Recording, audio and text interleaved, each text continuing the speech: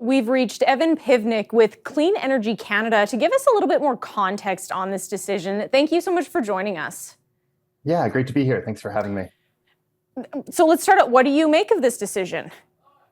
I think it's a really incredibly disappointing day for Alberta. It comes at a time when Alberta is poised to lead the country in renewable growth. And suddenly we have an announcement that I think caught a lot of people off guard, that there's going to be delays, red tape, that renewables are sort of being put on the back burner at a time when it's creating investments, bringing investment to Alberta and creating jobs. It's a really disappointing announcement today. Yeah, on that note, what message do you think it sends to investors, to potential investors who are really looking to bring renewable projects to Alberta? Yeah, the reporting today pointed to at least 15 projects that kind of are caught in the midst of this, but that doesn't count all the projects that are currently being scoped out that now absolutely are wondering if Alberta is a safe place to put investment with this government.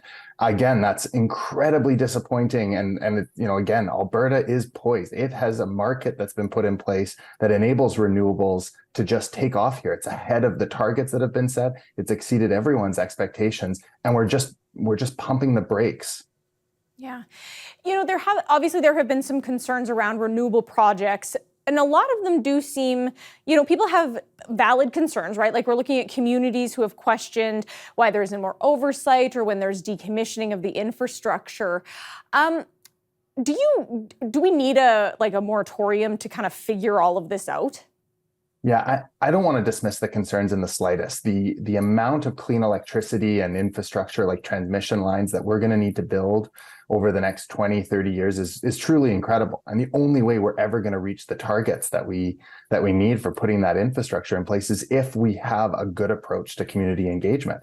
So I don't want to brush aside the concerns in the slightest, but let's compare this to, let's say, the oil and gas sector in Alberta. We've been through a 2-year review where they've been looking at the orphan well, the hundreds of billions in liabilities there. At no point during an oil and gas boom was there a suggestion that we should slam the brakes on it and put a moratorium in place on new wells while we do this. Other jurisdictions are managing to navigate incredibly complex reforms, trying to figure out how to bring renewables at the scale they're coming on, at the pace they're coming on, while also ensuring that investment feels like it has a home. So Alberta is really doing something unique here, and not in a positive way. Are there any jurisdictions that you really see as kind of like what Alberta should be following?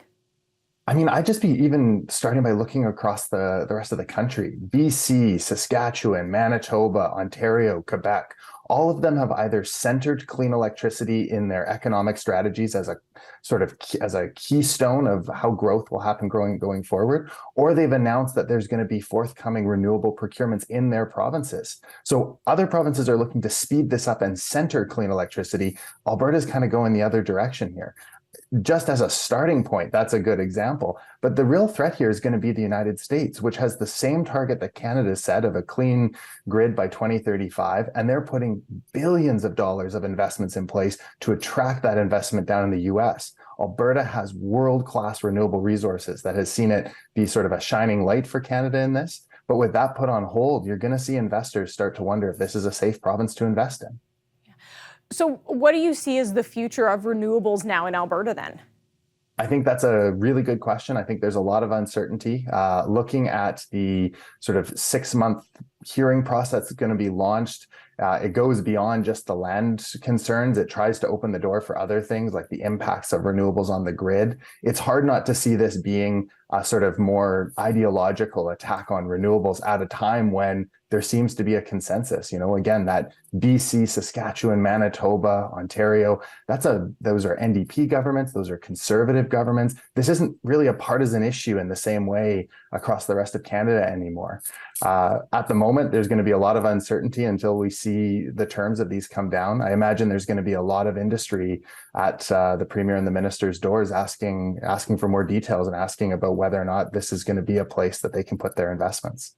Yeah, obviously a lot to cover here. I really appreciate your insight today. Thank you so much, Evan. Yeah, appreciate you having me on.